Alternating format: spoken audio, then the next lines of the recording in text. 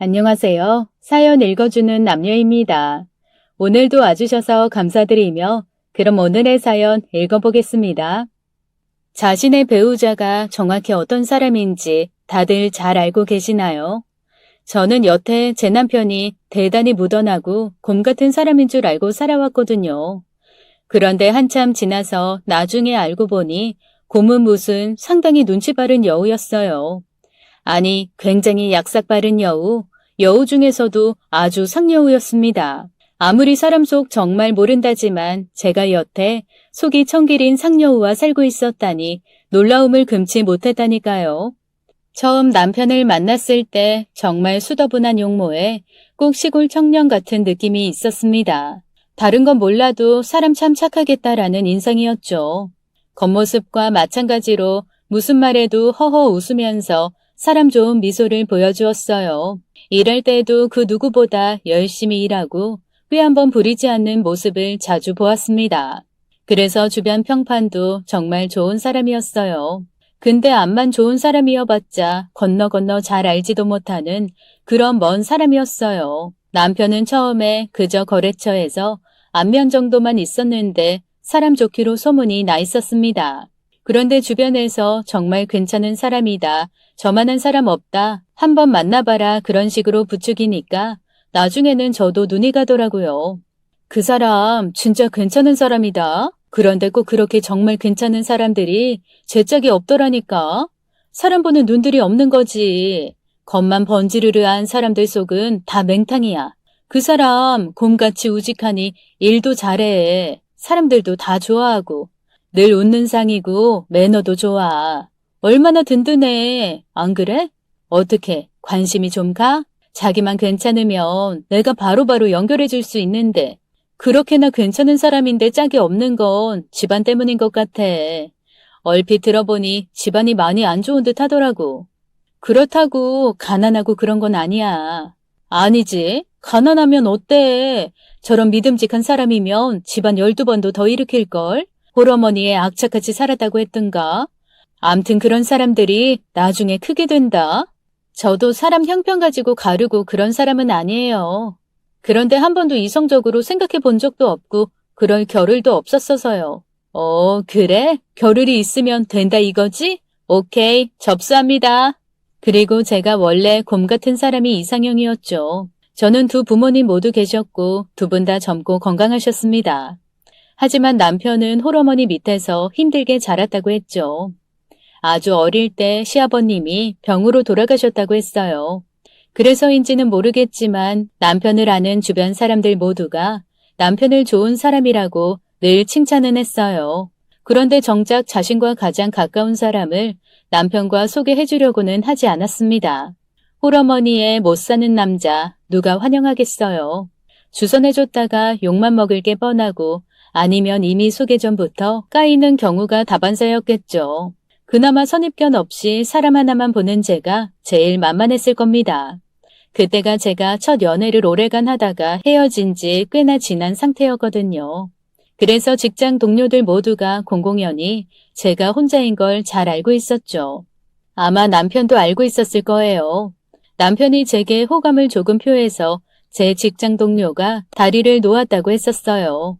그리고 남편은 무슨 말만 하면 뭐든 우리 어머니가 하고 입에 달고 살았습니다. 그래서 그 점을 안 좋게 보고 일찌감치 떨어져 나간 사람도 많았다고 들었어요.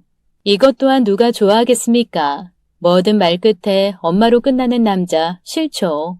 그런데 이상하게도 인연이 되려고 그런 건지 제게는 그런 말이 나쁘게 들리지 않았어요. 정말 대단한 효자 같았거든요. 제 주변에 하루에 단 한 번이라도 자기 부모 이야기하는 사람 본 적이 없었습니다. 가족이랑 가까우면서도 좀 많이 먼 존재이기도 하니까요. 자기 부모한테 잘하는 사람이면 자기 식구 될 사람에게는 또 얼마나 잘하겠어요. 결국에는 계속 저를 부추기던 지인이 억지로 자리를 만들어주게 되었습니다. 만나서 같이 식사를 하던 첫 데이트 때도 남편은 그랬습니다. 엄마로 마무리하는 그 말버릇 말이에요. 막 음식이 나와서 서로가 서로를 챙겨주고 있는 와중에 야, 이거 저희 어머니가 엄청 좋아하시는 건데 나중에 꼭 모시고 와야겠어요. 제가 돈 벌기 시작하면서 우리 어머니한테 진짜 잘해야지 했거든요. 그런데 일하기 바쁘니 매번 이렇게 말뿐이네요. 이번에는 정말 어머니 모시고 한번 와야겠어요. 계속 어머니 생각이 나네요. 나이 드실수록 여자는 더 소녀가 되는 모양이에요. 저희 어머니는 매일 한식만 드시거든요. 그런데 얼마 전에는 드라마에 나온 식당이 있는데 가고 싶다고 노래를 하시더라고요. 한평생 일만 하면서 고생만 하셔서 그런지 가보지 못한 곳에 대한 로망이 요새 부쩍 많이 생기신 것 같아요. 제가 너무 그런 이야기만 했나요? 마침 어머니께서 가보고 싶다고 했던 곳에 와 있어서 그런가 봐요. 너무 주책을 떨었나 봅니다. 죄송합니다. 어머님하고 상당히 애틋하신가 봐요. 저번에 뵀을 때도 어머님과 하고 싶으신 게 굉장히 많아 보이셨는데 효자인가 봐요. 저는 괜히 부끄러워지네요.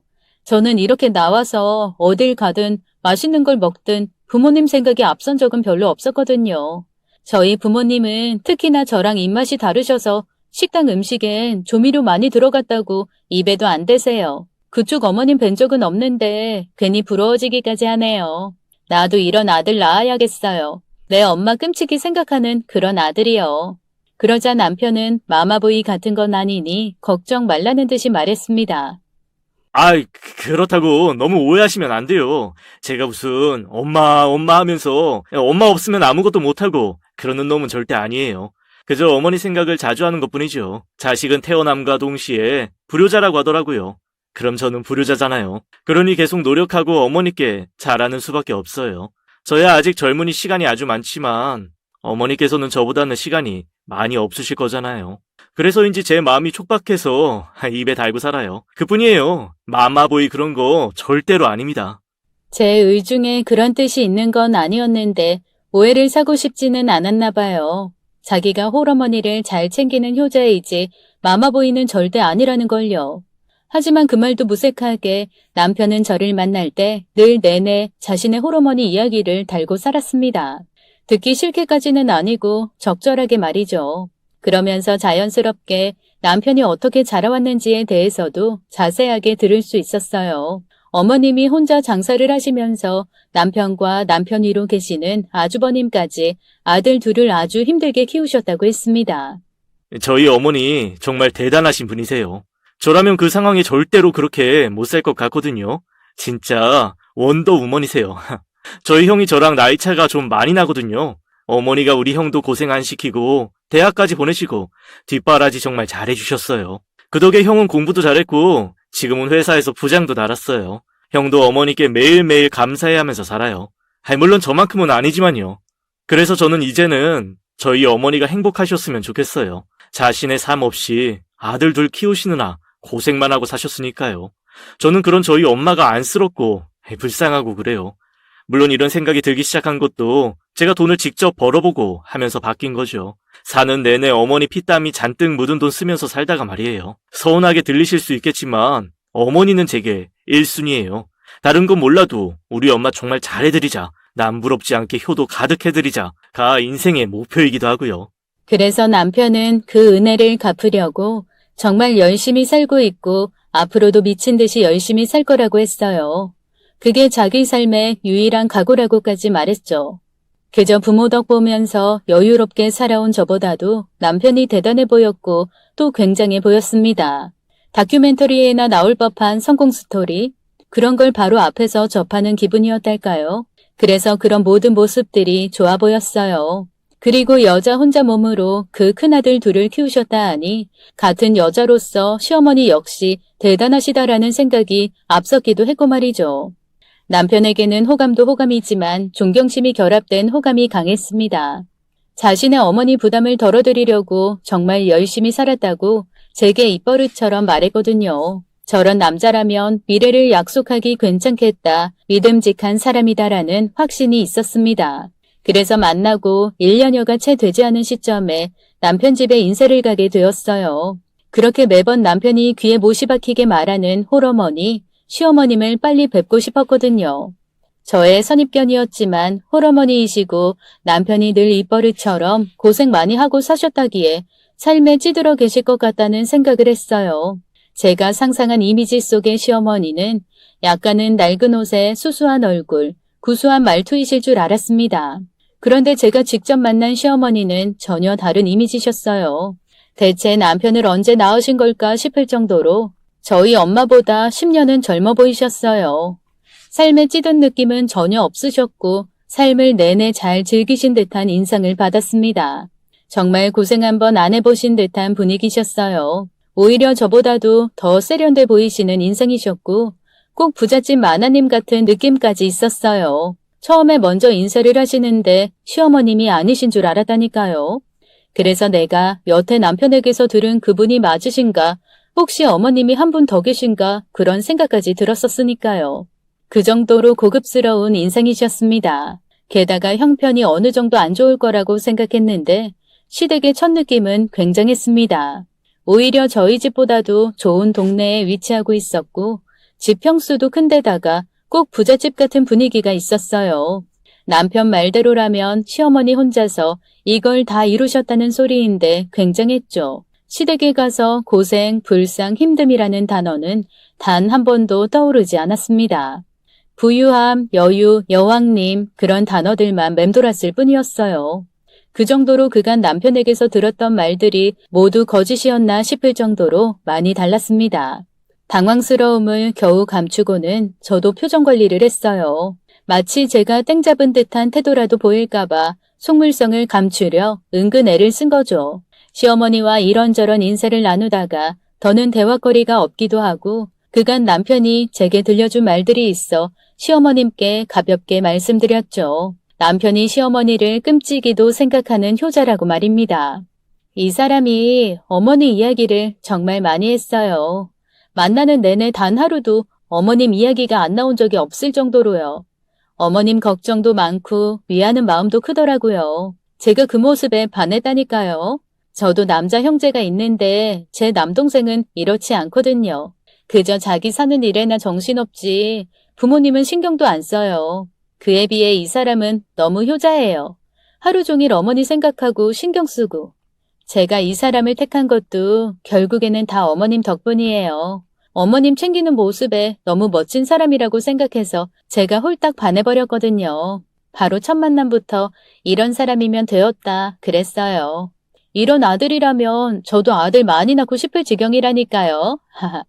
어머님 좋으시겠어요. 이런 아들 두셔서요. 그러자 시어머니의 반응이 좀 남달랐어요.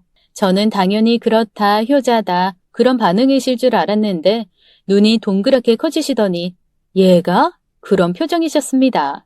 우리 애가 날 그렇게까지나 생각해 주는지는 꿈에도 몰랐네요. 어릴 때부터 워낙 사는 게 바빠서 애가 어떤 생각하고 사는지도 어미로서 잘 몰랐나 봐요. 우리 막내가 날 그렇게나 생각해 준다면야 고맙네요. 늦게나마 철이 든 건가? 에이, 엄마 또 나 서운하게. 무슨 말을 그렇게 해. 내 맘 다 알면서 내가 엄마를 얼마나 위하는데. 내 인생에서 엄마를 빼면 시체라니까. 아무것도 없어. 하여간 무뚝뚝해 우리 엄마. 시어머니께서 금시초문이라는 듯이 말씀을 이어가셔서 저도 당황스러워서 남편을 바라보았죠. 남편 또한 안절부절 못하는 듯한 분위기였습니다. 그래서 제가 혹여 말실수라도 했나 싶었어요. 그렇게 예상과는 전혀 달랐던 시어머니를 마주한 이후 남편과 저희 집은 상견례도 했습니다.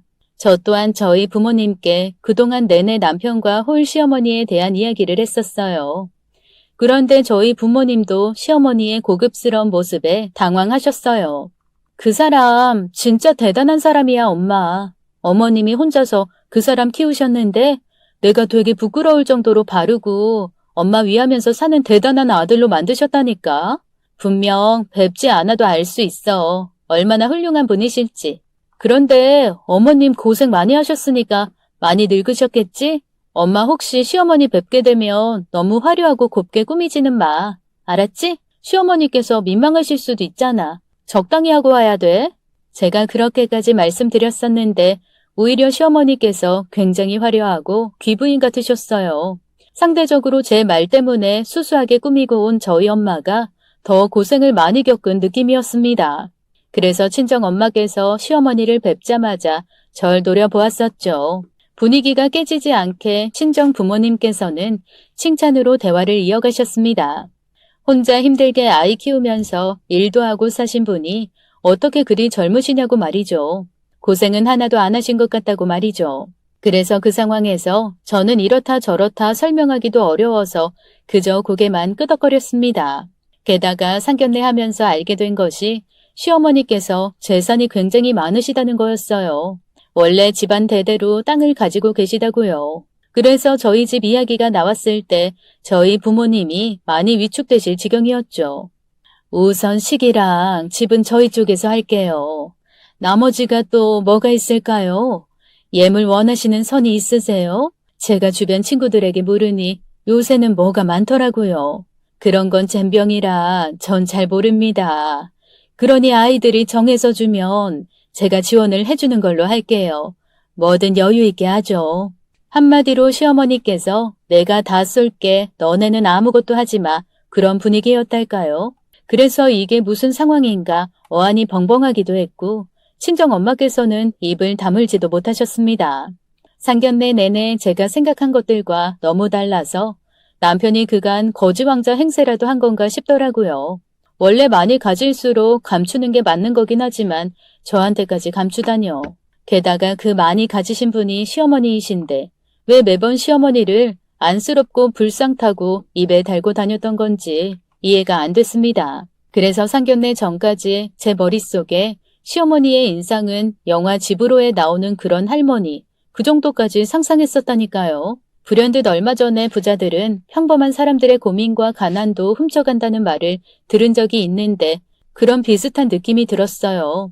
무슨 기준으로 이 정도를 힘들었다라고 한 건지 말이죠. 저희 부모님께서는 상견례 후에 그래도 진짜 없는 것보다야 겸손하게 없는 척하는 게 낫지 않겠느냐며 제게 너무 신경 쓰지 말라고 하셨습니다. 그래도 그 정도 이룰 때까지 고생은 많았겠지. 결과만 보고 우리가 함부로 판단하면 안 돼. 집안이 대대로 돈이 있다고 한들 재산 유지하기가 어디 쉬운 일이냐? 게다가 남편도 일찍 여의고 심적으로 많이 힘들 거야. 얼굴에 그늘 안 지게 사신 것만으로도 대단하신 거지. 우리는 네가 결혼할 사람 집이 많이 기운다고 해서 대출까지 알아봤었어. 혼수랑 결혼 준비를 우리 쪽에서 더 많이 해야 할 터이니 말이지. 지금 이 상황을 천만다행이라고 해야 할지 아니면 고민을 해봐야 하는 상황인지 나도 잘 모르겠다. 어렵네. 이런저런 예상과 다른 당황스러움의 연속이었지만 제가 착각해서 남편과 시어머니가 세상 불쌍한 사람인 줄 알았었다는 것 빼고는 문제될 것이 없었죠. 그냥 좀 허무하다 정도랄까요. 저는 결국 그렇게 남편과 결혼을 하고 시어머니 혼자 사시면 너무 외로우실 것 같다는 남편의 설득에 시댁에서 같이 살게 되었습니다. 오히려 시어머니께서는 같이 살기 불편하시다고 못을 받기까지 하셨는데 말이죠. 아유, 나는 싫어. 뭐하러 불편하게 너네들이랑 같이 살겠니? 나도 혼자 좀 살아보자. 내가 아들 둘을 끼고 30년을 넘게 살았어. 그나마 큰애 먼저 장가 보내고 가슴 한쪽이 뻥 뚫린 듯이 시원했고 남은 가슴도 이제 마저 다 뚫릴 생각에 벌써부터 설레고 그랬었는데 말이야. 계속 이렇게 같이 살아야 한다니 참나. 아가, 너도 잘 알겠지만 내가 아들 끼고 키우는 거지 그게 어디 같이 사는 거겠니? 사내 새끼들이 얼마나 손이 많이 가는지 말이야. 하나부터 열까지 다 손이 가요. 그리고 밥 같은 거 하나도 지들이 제대로 챙겨 먹질 못해. 지들 나름대로 잘 챙겨 먹는다고들 하는데 옆에서 보기에 그 꼴이 얼마나 궁상인지. 아휴, 그럼 또 내가 챙겨주게 되고 결국에는 다 내 손이 가게 되는 거니까 일이야. 나는 일. 그래서 첫째 장가 멀리 보내고 이번에 막내까지 보낸다니 다 털어버리는 것 같아서 얼마나 속이 시원하던지. 덩실덩실 춤까지 추고 싶은 마음이라니까. 나는 정말 괜찮으니까 제발 너희들끼리만 잘 살아. 그거면 돼 나는. 시어머니께서 그렇게 완강하신데 남편은 죽어도 시어머니와 같이 살아야 한다는 겁니다. 곧 죽어도 자신은 시어머니와 무조건 같이 살아야 한다고 말이죠. 남편은 시어머니께서 말만 그렇게 하시는 거라고 하더군요. 아주버님도 멀리 사시고 자기까지 멀리 떨어져 살게 되면 혼자 사시는 시어머니께서 어디 아프시거나 문제라도 생겼을 때 어떻게 해야 할지 걱정이라면서 말입니다. 불안해서 살 수 없다고까지 하더라고요. 무슨, 괜히 당신 눈치 보이니까 말이라도 쿨한 척, 혼자 살고 싶은 척 말하시는 것뿐이라고. 당신 같으면 대놓고, 나 이제 늙어가니 같이 살자. 아니, 나 좀 책임져 달라. 그렇게 말할 수 있겠어? 당신 마음이 어떨지 내가 잘 알아. 싫겠지. 나 같아도 그래. 장모님이랑 한 집에서 살자. 그렇게 제안하면 나는 불편한 생각부터 먼저 들었을 거야. 그래서 나는 당신한테 정말 고맙게 생각해. 어머니랑 같이 살고 싶다 하는데 싫은 티 한 번을 안 내니 말이야. 당신이 조금이라도 불편한 내색을 보였으면 나도 분가했을 거야. 정말이야. 그런데 우리 엄마 나한테는 정말 중요한 사람이야. 내 인생이 걸려있는 문제나 마찬가지라고. 워낙에 두 분이 다 완강하니 저는 가운데서 그저 눈치만 볼 뿐이었어요. 그러다가 결국에는 남편이 우기고 우겨서 시어머니와 같이 살게 되었어요. 저는 사실 좀 아쉬웠죠. 내색은 못했지만 저 또한 시어머니 의견처럼 저희끼리 살고 싶었거든요. 시어머니께서 워낙 성품이 좋으셔서 살면서 문제가 있을 것 같지는 않았어요. 그런데 아무리 좋은 사람이라고 한들 결국에 시어머니는 시어머니이시니 말이에요. 저희 부모님께서도 딸이 시어머니와 불편하게 살 거 생각하니 갑갑해 하셨습니다. 요즘 누가 시어머니, 그것도 홀 시어머니랑 같이 사냐고 말이죠. 네 남편이? 우리 사위가 정말 그렇게 하고 싶대? 아이고야, 진짜 효자나네 효자났어. 그거는 너무 유난인 거 아닌가 몰라. 그 시애미도 그렇다. 여태 자식 새끼 끼고 살았으면서 뭘 또 장가를 보내서도 끼고 살고 싶어서는. 아유, 별로다 별로야. 아니야, 어머님은 싫다고 질색팔색 하셨어. 지겹다고. 그런데 그이가 그렇게 우긴다. 곧 죽어도 자기 엄마 불쌍하다고 절대로 혼자 못 두겠대. 어머님 본인이 괜찮다고 하시는데도 말이야. 처음에는 나도 엄마가 생각하는 것처럼 그 사람이 엄마에 대한 애정이 남다르구나 했거든. 그런데 오래 보니 썩 그런 것만은 아니야. 마마보이 그런 거 있잖아. 그것도 아니야. 꼭 하는 행동이 엄마가 좋아서 아니면 시어머니가 진짜 안쓰러워서라기보다는 직장 상사한테 잘 보이려고 애쓰는 느낌 같달까? 암튼 그래. 분가는 날아갔어. 아, 받아들여야지 뭘 어째 내가. 그리고 부산에 살고 계셔서 얼굴 뵙기 어려웠던 아주버님을 저는 처음으로 뵙게 되었습니다. 남편과는 상당히 다른 성향이셨어요. 남편이 굉장히 밝고 말이 많은 편이라면 아주버님은 진중하고 과묵했습니다. 그래서 처음 배웠을 때 제게 악수를 한번 권하실 때 빼고는 거의 말씀이 없으셨어요. 아주버님과 함께 오신 형님도 비슷했죠. 말수가 적고 어쩌면 시어머니와 분위기가 많이 닮은 느낌이었습니다. 그게 어느 정도냐면 형님과 아주버님이 함께 오셨을 때 남편이 형만 있다고 했나? 누나도 있다고 했던가 헷갈릴 정도로 말이죠. 시어머니께서 연세가 있으셔도 이목구비가 굉장히 뚜렷하시거든요. 한국 사람 같다기보다는 유럽 쪽 외국인 같은 외형처럼 보이세요. 형님이 딱 그런 느낌이어서 어머님이 나으셨다고 해도 믿겠다 싶을 정도였습니다. 게다가 남편과 아주버님이 나란히 앉아 있는데 성격도 성격인데 외모도 말투도 모든 게 다 달라서 정말 신기했죠. 한 배에 나온 형제여도 저럴 수 있구나 싶어서 신기했습니다. 아주버님네가 오시고 이런저런 이야기를 다시 이어서 하고 있었어요. 그러다가 저희 결혼과 시댁에서 같이 사는 이야기가 잠깐 나왔습니다. 남편이 또다시 시어머니 걱정을 하면서 함께 사는 거라고 말하자 그 과묵하고 말없던 아주버님께서 실소를 막 터뜨리셨습니다. 그리고는 처음으로 가장 길게 말씀을 하셨어요. 뭐? 네가 엄마 걱정을 그리 많이 해서 모시고 사는 거라고? 모시고 사는 거긴 무슨? 엄마가 널 데리고 사는 거겠지? 게다가 이번에는 재수 씨도 같이 말이야. 엄마 좀 그만 괴롭히고 너는 너대로 살아. 어울리지 않긴 무슨? 남편이 너무 유난을 떤다는 듯이 말씀을 하시는 거예요. 제가 여태 남편에게 듣고 남편을 봐온 모습과는 달리 시어머니를 비롯해 아주버님까지 남편을 전혀 신뢰하지 않는 분위기였습니다. 아니 형은 무슨 말을 그렇게 해. 내가 엄마 생각을 뭐 그리 안 했다고. 형이랑 나랑 나이 차가 크고 또 형이 있으니까 내가 잠시 물러났던 것뿐이지. 나도 엄마 많이 생각해. 형이 생각하는 것보다 훨씬 더. 아, 그러셔. 그랬구나. 네가 어머니를 그렇게나 끔찍히 생각했었구나. 바뀐 거라면 다행이네. 아주 다행이야. 엄마 좋겠어. 막내 놈이 제대로 효도하겠다고 나서서 말이야. 그러게나 말이다. 맨 어리광만 부리던 게 결혼한다고 바뀐 건가? 사람 한 번에 바뀌면 탈나는데. 그래서 그때는 그 모습이 오히려 안쓰러워 보였어요. 남편은 가족들을 생각해서 애를 쓰는데 다른 가족들은 남편의 그런 노력들을 하찮게만 여기는 느낌이었달까요? 그래서 저라도 남편의 뜻에 잘 맞춰줘야겠다 싶었습니다. 게다가 아주버님네는 시어머니 댁과 멀리 떨어져 있어서 자주 오지도 않으셨어요. 남편에게 불효자라는 둥, 철딱서니가 없다는 둥 비난은 하시면서 정작 아주버님 본인이야말로 시어머니께 너무나 무심해 보였죠. 아주버님께서 시어머니의 뒷바라지를 받으며 엄청 편하게 사셨다는 얘기를 남편에게서 들은 적이 있었어요. 그런데 그에 비해 감사함은 전혀 모르는 듯이 보였습니다.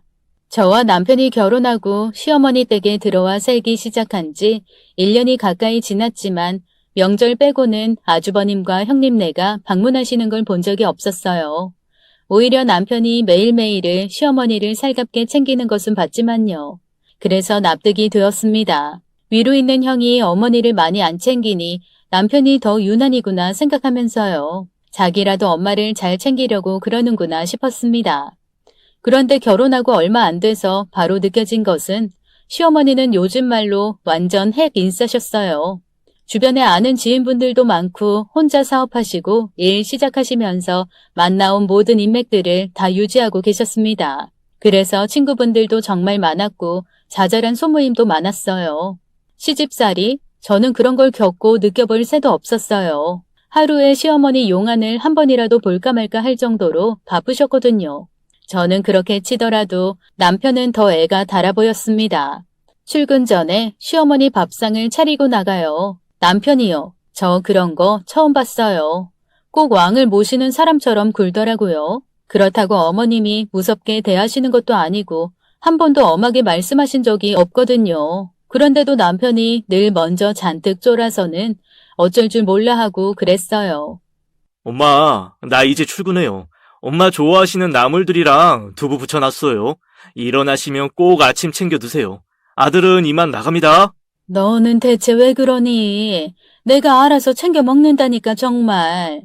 물론 시어머니께서는 남편의 행동들에 고마워하시기보다는 늘 왜 안 하던 짓을 자꾸 하는 거지 의아해 하셨어요. 그래서 꼭 제 느낌은 결혼을 했는데 나만 입양이 된 건가 하는 느낌마저 들었습니다. 남편과 같이 부부로 사는데 꼭 시댁에 저만 들어와서 사는 느낌이었거든요. 더더욱이 남편과 한 침대만 쓸 뿐이지 남편이 시어머니만 생각하느라고 저는 전혀 신경을 안 쓰고 있었어요. 퇴근하고 돌아와서 하는 대화도 결국은 시어머니 이야기뿐이었습니다. 오늘 제가 본 시어머니는 어땠냐는 둥, 누굴 만나러 나가셨냐는 둥, 아니면 무슨 말을 하셨냐는 둥.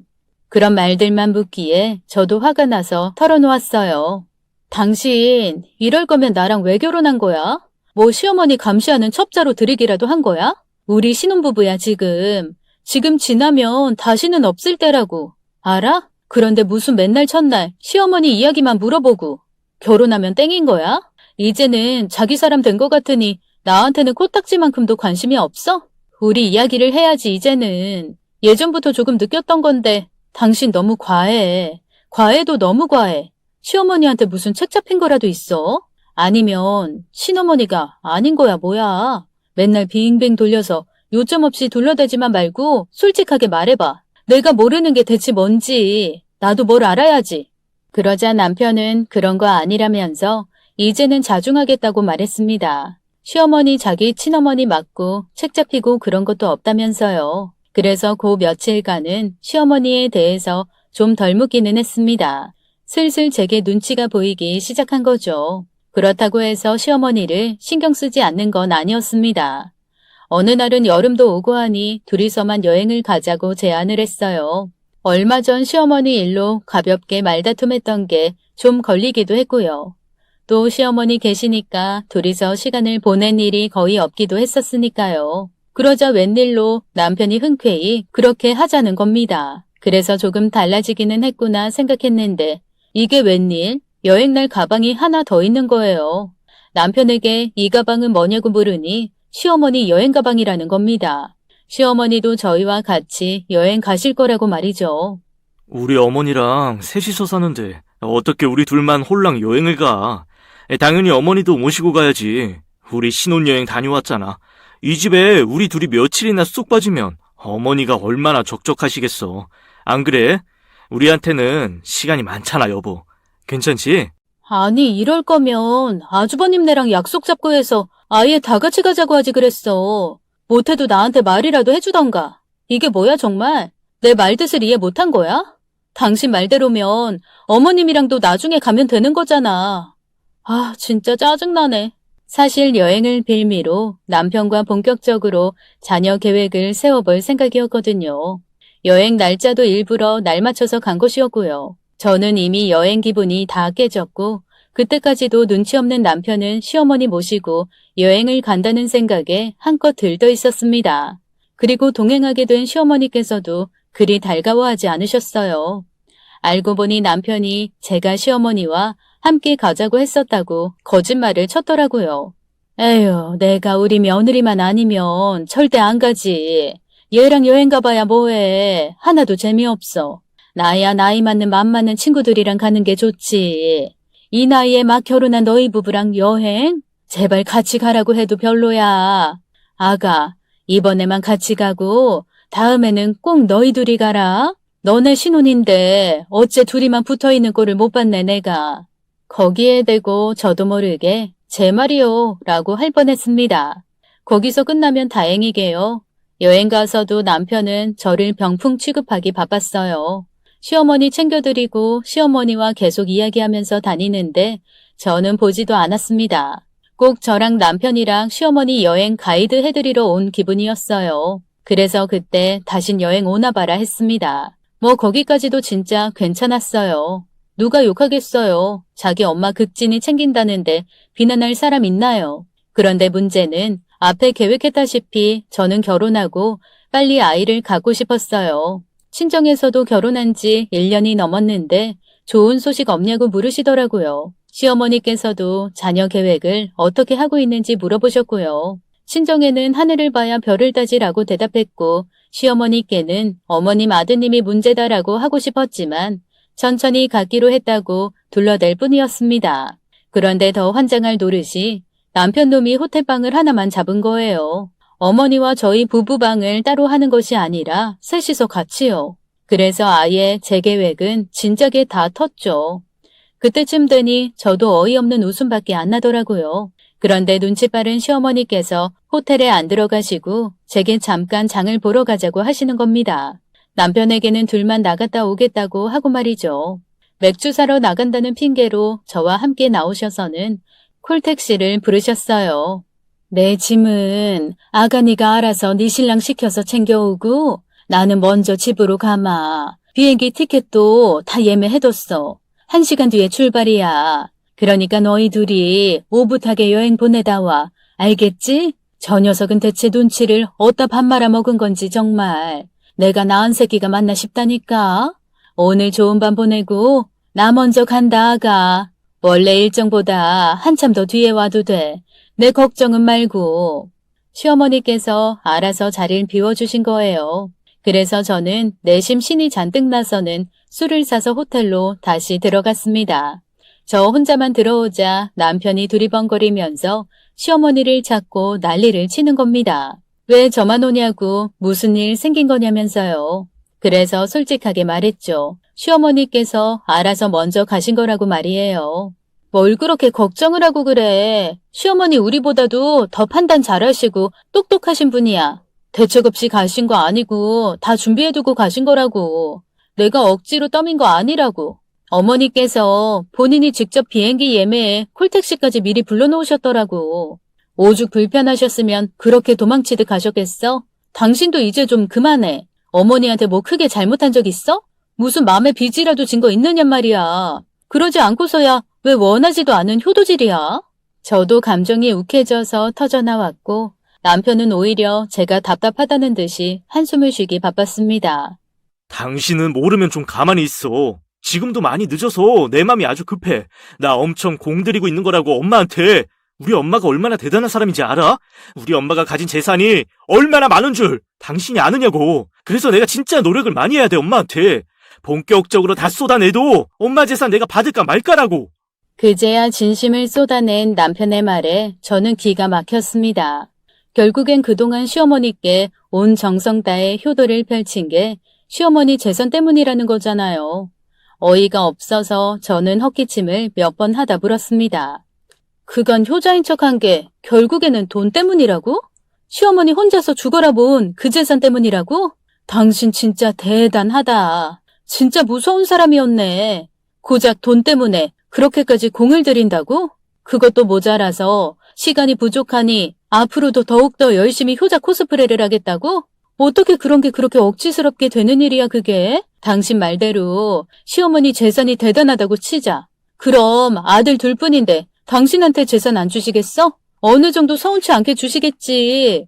설마 아주버님 빼고 당신이 다 받고 싶어서 이렇게까지 하는 거야? 그래? 아니, 그런 것 때문만은 아니야. 우리 엄마 아마 형한테 거의 주고 남은 건 사회에 환원할 거야. 엄마가 만나는 친구분들이 다 뭐 하시는 분들인 줄 알아? 교회, 절 같은 단체에 무료로 봉사하고 기부하시는 분들이라고. 한마디로 엄마한테 돈 빼갈 사람들만 가득하지. 돈 되는 사람은 단 한 사람도 없어. 그래서 그 사람들한테 다 뺏기기 전에 내가 가져가겠다는 거야. 남 주는 거 말고 엄마 아들인 내가 가지겠다고. 그게 나빠? 그래서 엄마 남은 인생 내가 신경 써드리고 애쓰면 조금은 달라질 수 있잖아. 형한테 줄 거 조금 더 나 줄 수도 있고 사회에 줄 거 나 조금 더 줄 수 있잖아. 이게 어디 나 혼자 좋다고 이러겠어? 내가 가지는 거면 당신도 가지는 셈이야. 우리 거 되는 거라고. 대놓고 이익을 챙겨보겠다는 남편의 말에 저는 끝내 말을 잃었어요. 그 여행에서 남편과 저의 사이는 차갑게 식어버리고 말았습니다. 한동안 저는 남편과 말을 섞지 않았습니다. 쳐다보기도 싫었어요. 순박하고 착하고 마냥 가족을 챙기는 좋은 사람인 줄 알고 남편을 택한 것이었는데 하나부터 10까지 진짜인 게 없었습니다. 남편의 시어머니를 위한 태도도 가짜, 불쌍한 척 포장했던 시어머니의 실체도 가짜, 맞는 것이 하나도 없었죠. 그래서 혼란스러워서 한참을 말없이 지내니 시어머니께서 먼저 물으셨어요. 무슨 일 있는 거냐고 말이죠. 다 사실대로 말씀드릴 수는 없었고 그저 애둘러서 그이가 많이 변한 것 같아요. 제가 처음 본 모습이랑 많이 달라요. 그래서 제가 좀 실망한 것 같아요. 아무래도 콩깍지가 벗겨질 때가 된 거죠 뭐. 그러자 시어머니께서 한참을 고민하시다가 어렵게 말을 꺼냈습니다. 팔이 안으로 굽는 거라고 네가 생각하겠지만 막내가 너무 솔직한 성격이야. 뭐든 다 겉으로 티가 나거든. 그런 게 한 번씩 마음에 거슬릴 순 있어. 그래도 거짓말하고 그런 애는 아니야. 걔가 거짓말하고 꾸며봤자거든. 심장이 눈, 코, 입에 다 달린 애라서 완벽하게 속이질 못해.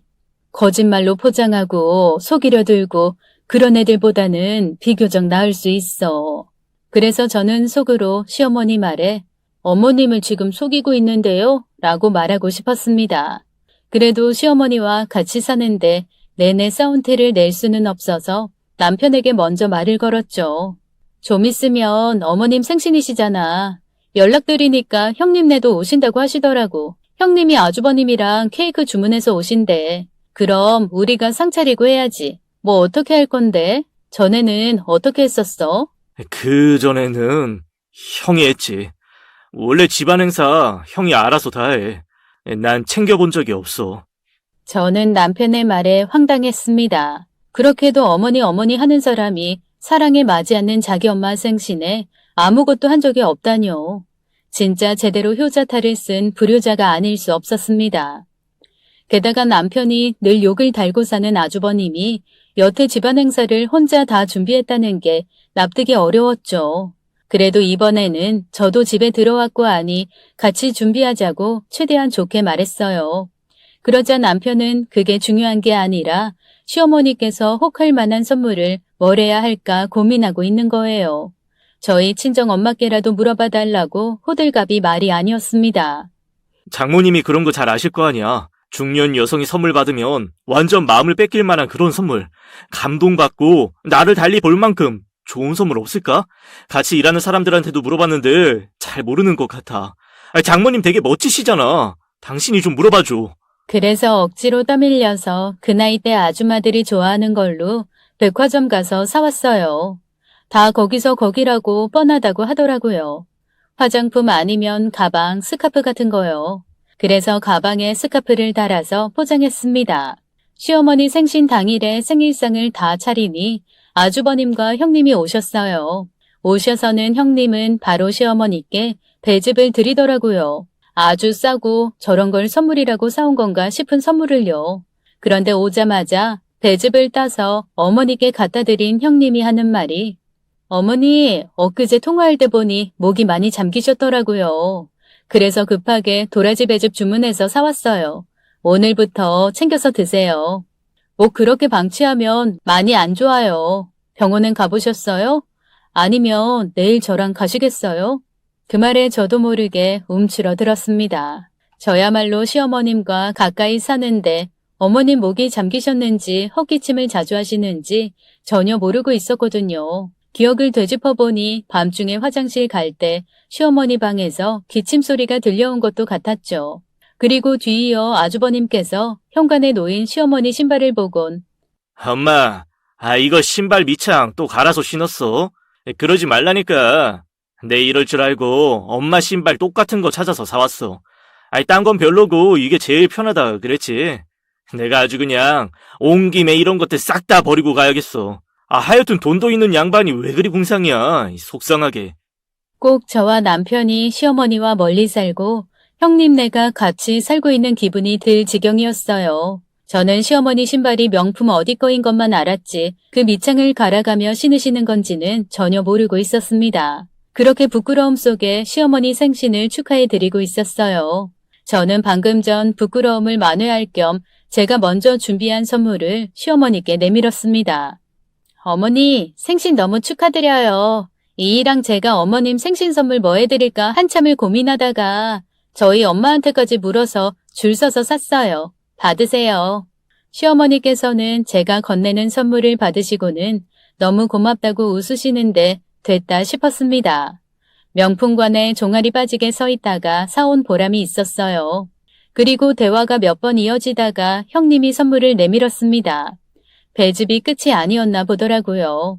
묵직해 보이는 게 뭔가 하고 봤더니 사진 앨범이었습니다. 엄청 두껍고 요새는 잘 팔지도 않는 옛날 앨범 같았죠. 시어머니께서 형님께 사진 앨범을 건네받고는 한 장 한 장 열어보시는데 너무 감격하셔서 펑펑 우시는 거였습니다. 첫 장 시작이 돌아가신 시아버님 사진으로 시작해서는 그간 이 집안의 모든 일들이 사진과 함께 기록되어 있었어요. 형님은 울고 계신 시어머니께 사진 복원하는 기술이 있더라고요. 어머님이 돌아가신 아버님 사진이 너무 흐리다고 몇 장 없다고 서운해하셨잖아요. 그래서 이 사람이랑 아버님 지인분들께 다 물어서 혹시 같이 찍으신 사진 있으시면 달라고 부탁드렸어요. 이번 어머님 생신 선물로 준비하는데 2년이나 걸렸네요. 이제 다 모여서 다행이에요. 아버님까지요. 아마 저였어도 펑펑 울었을 겁니다. 형님은 대체 뭐지? 이벤트 학과라도 나오신 건가 신기할 지경이었죠. 그런데 그게 끝이 아니었어요. 아주버님은 더했습니다. 남편은 제가 준비한 거 외에 시어머니께 금팔찌를 선물로 드렸는데 아주버님은 편지를 적어서 편지지 한 장만 달랑 드리는 겁니다. 그래서 그 부분에서는 차라리 남편이 낫다 싶었는데 편지 내용이 감동스러운지 시어머니께서 어깨를 들썩거리며 우시는데 망했다 싶었어요. 엄마가 나보다 돈이 많은데 돈으로 살 수 없는 걸 생각하다 보니 이런 것들 뿐이더라고. 이번엔 돈 안 들지만 이렇게 의미 있는 선물 해드리고 다음에 더 잘해드릴게. 엄마 오래 사셔 건강하게. 엄마 덕분에 나도 이러고 잘 사네. 무덤덤하게 짧게 말씀하셨지만 아주버님 무슨 스피치 학원이라도 다니신 건가 싶었습니다. 사람 마음을 후벼파게 필요한 말만 하셨어요. 남편도 안 되겠다 싶었는지 어머님 옆에 가서 수발러를 자처하고 요란을 떨었습니다. 그러자 그 모습을 한참 바라보던 시어머니께서 웃으시더니 둘째야, 그만하면 됐어. 네 맘 잘 알겠으니까 그만했어. 그만해. 저는 그때 시어머니의 그 말씀이 무슨 말인지 알지 못했습니다. 그런데 뒤이어 아주버님께서 엄마가 너 꼴값 그만 떨라신다. 넌 이렇게 좋은 날에도 그 모양이냐? 네가 언제부터 그렇게 엄마를 챙겼어? 어떻게든 뜯어내기 바쁘고 지 살기에만 급급했지. 왜 네가 뒤늦게 이럴까 싶었는데 엄마 돈 때문이냐? 너 결혼 전에 엄마가 유언장 고쳤다니까 그게 그렇게 거슬리디? 너한테 돈 한 푼 안 주고 가실까봐? 안 주시면 또 어때? 우리가 엄마가 그 고생하고 돈 모을 때 학교나 다녔지 도움 된 거 있어?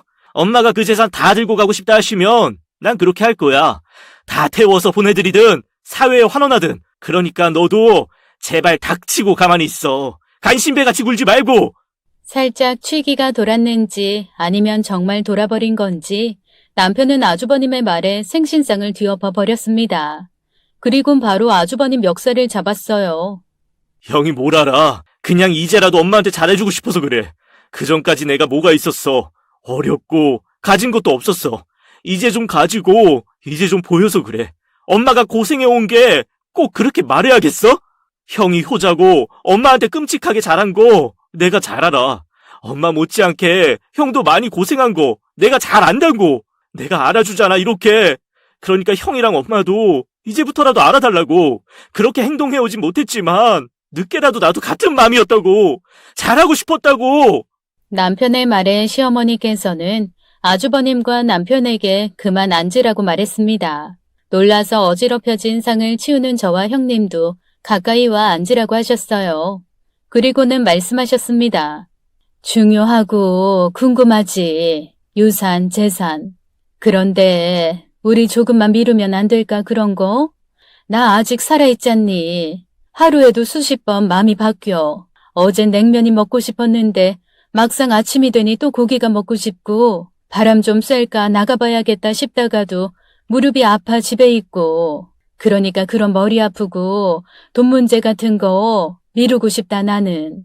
막내는 너무 걱정하지 말어. 아무렴 내가 너한테 떼어주는 것 없이 가겠니? 너도 내 사랑하는 자식이고 죽고 가면 형보다 짧게 본 내 막내인데 그런 걸로 싸우지 말어. 싸울 것도 없어. 그리고 나 죽으면 너네 형제 둘만 남을 텐데 둘이 사이 좋았으면 좋겠다 나는. 효도고 나발이고 다 필요 없고 너네 둘 우애만 좋으면 원이 없겠어. 내 소원은 그게 다야.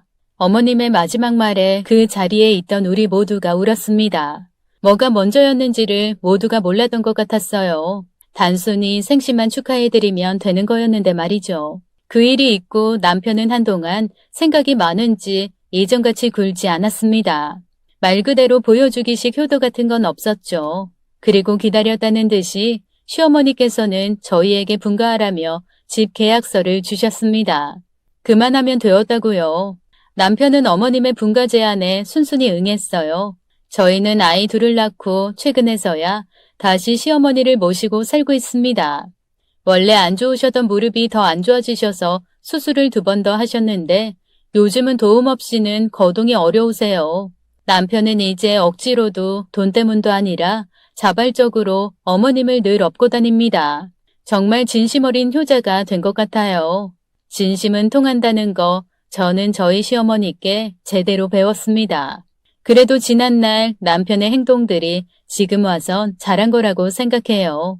요즘 한 번씩 시어머니께서 그때 남편이 효도랍시고 어머님 모시고 갔던 여행 이야기를 시어머니께서 우스갯소리로 가끔 하신답니다. 오늘 이야기 어떠셨나요? 사연자분의 남편분이 유산을 받고 싶어하는 의도가 다분하긴 했지만 그래도 어머님을 사랑하고 잘해드리고 싶어하는 마음은 진심이었던 것 같습니다. 오늘도 끝까지 함께 해주신 여러분 감사드리며 저희는 다음 사연으로 돌아오겠습니다. 감사합니다.